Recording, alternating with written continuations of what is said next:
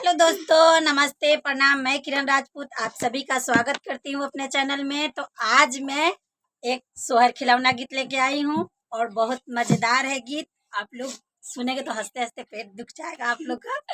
और अच्छा लगे तो लाइक कमेंट शेयर कीजिएगा। चलिए गाना को स्टार्ट करती हूँ। चूरी खनकावेलू केकरा के बोलावेलू, चूरी खनकावेलू केकरा के बोलावेलू, धनी अधी अधी रतिया में तू का करवावेलू, धनी अधी अधी रतिया में तू का करवावेलू।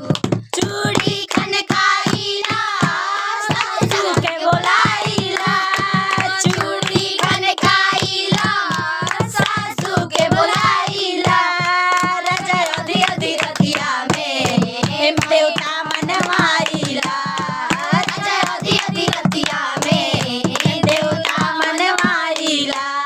चूड़ी खनकावेलू केकरा के बोलावेलू, चूड़ी खनकावेलू केकरा के बोलावेलू, धनी अधी अधी रतिया में तू का